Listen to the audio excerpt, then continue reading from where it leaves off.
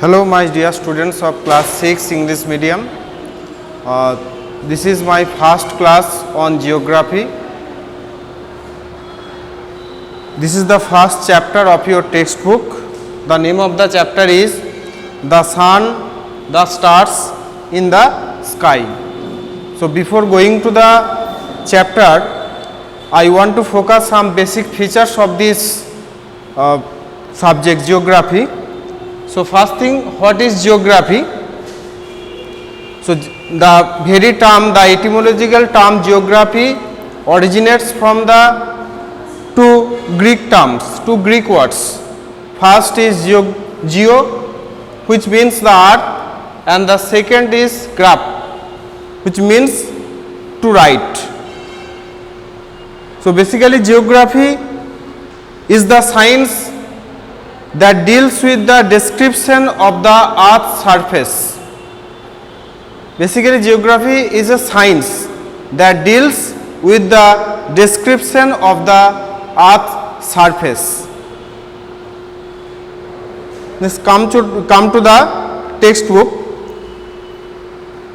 Come out in the open and when it is dark and look up. The sky is full of little twinkling stars. As you know that the sky is filled with the little twinkling stars. It is as if small holes have been pierced in a dark canopy over your head, and little jets of lights are coming through from a luminous source beyond it. So all these are called celestial bodies.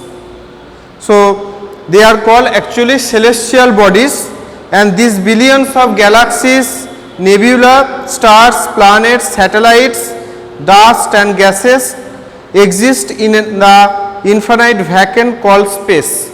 So you have to remember what is space. These billions of galaxies, as we find the billions of galaxies, nebula, stars, planets, satellites, dust and also gases exist in the infinite vacant place, and this place is called space. Together, when they together form, they form the universe. So what is universe? You have to remember from here. First thing, what is space, and this space together they form the universe. Then the study of the universe. The study of the universe is called cosmology.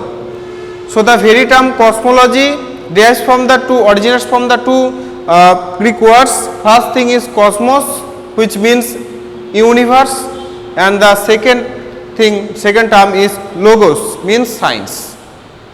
So the cosmology actually means the study of the universe. So then what is universe? There are several opinions regarding this. The whole universe was once smaller than a grain of sand and started expanding almost 4,000 million years ago. So this is actually the span of the universe, expanding almost 4,000 million years ago. Immense heat, incredible amount of energy was emitted. So there are excessive heat, immense heat, and incredible amount of energy was emitted, huge amount of dust particle. This is actually the content of the universe. Don't forget, this is actually the content of the universe. First thing is heat, energy, then dust particle, gases, cosmic clouds were formed. So innumerable nebula, galaxies, stars, planets, satellites, comets, asteroids are formed through billions of years from these dust, cloud and gases. So nothing in the universe is static, it is actually dynamic. Everything is dynamic, means everything is moving away from each other. So this is that is why it is called that the nothing in the universe is static, everything is dynamic. So thus the universe continues to expand. The expanse of the universe is just beyond our imagination. It is actually beyond our imagination. We can't imagine what is the expanse of the universe. It is actually beyond our thinking. It is actually beyond our imagination. Next, my next point is what is astronomy. This is very important. Just as we observe the started night sky today, people have been curious about the moon, the sun, the stars, the galaxies, comets and meteors through thousands of years. And the branch of science deals with these inquiries is a very old science and is called astronomy. So astronomy actually it is actually the branch of science which deals with the inquiries, is a very old science, is actually called astronomy. So in ancient times, the only way to monitor the movements of the sun, the moon, the stars was to observe the sky. So in olden times, the only way to monitor the movements of the sun, the moon, the stars was to observe the sky. So direction of celestial bodies were determined and days, months, years and many other unit of time were calculated only by observing the sky regularly. So days, months, years, they are actually determined. Any other unit of time are calculated only by observing the sky regularly. The sky served as our compass, which as well as a calendar. So that is why we can say that the sky on the one hand served as a compass as well as a calendar. It actually determines many other things. So that is why the sky is called calendar and compass. My next point is what is nebula. So nebula is a gigantic celestial cloud of hydrogen, helium, dust particles. So these are actually the content of nebula. First thing is hydrogen, second element is helium and third element is dust particle. So nebula is a gigantic celestial cloud of hydrogen, helium and dust particles. These are actually the content of the nebula. Don't forget that. So stars are born from nebula. So the origination of the stars from nebula. The stars are born from nebula about millions years after the universe came into being. Convection of the gases started. So vacant spaces emerged within these gaseous masses. The compacted bodies of gases were fused together very rapidly to form great burning masses called stars. So this is actually the definition of stars. You have to remember the compacted bodies of gases. The compacted bodies of gases, actually the stars are actually the compact of gases. The compactness of gases were fused together very rapidly to form great burning masses, and it actually forms a great burning masses, and they are combinedly they are called stars.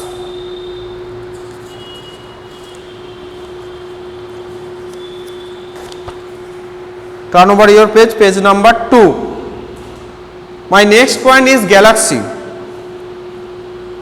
A galaxy includes thousands or millions of stars. So first thing, what is galaxy? The definition of galaxy, first thing, a galaxy includes thousands or millions of stars. The sun, the earth and other planets you may know about are parts of such galaxies known as the Milky Way. So this is actually the definition of Milky Way, and first thing you have to remember the sun, the earth and other planets you may know about are parts of one such galaxy. It is actually one such galaxy which is called, such galaxy is known as Milky Way galaxy, and then in between is called Milky Way. The galaxies have spiral, oval or of various other shapes. So the shape of the galaxy, spiral, oval or various other shape.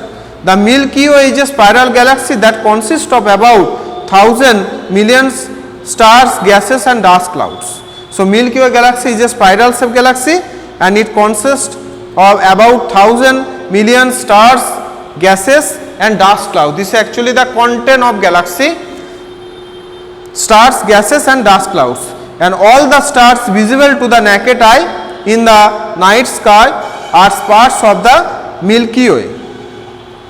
So the Milky Way is called Akash Ganga. So all the stars visible to the naked eye in the night sky are parts of the Milky Way, and the Milky Way, the name of the Milky Way is called Akash Ganga. Then my next point is stars. So what is the definition of stars? Or what are stars?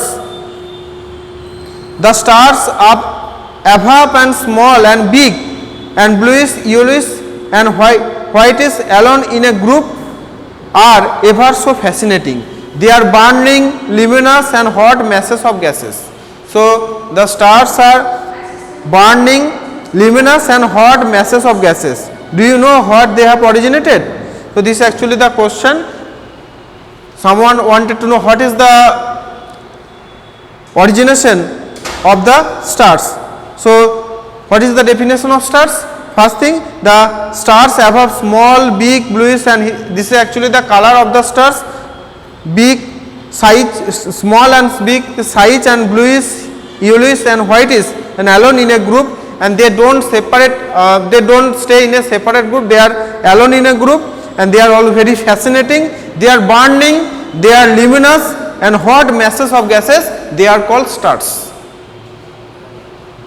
Okay, that's all. In my next class I will continue the remaining portion. Thank you.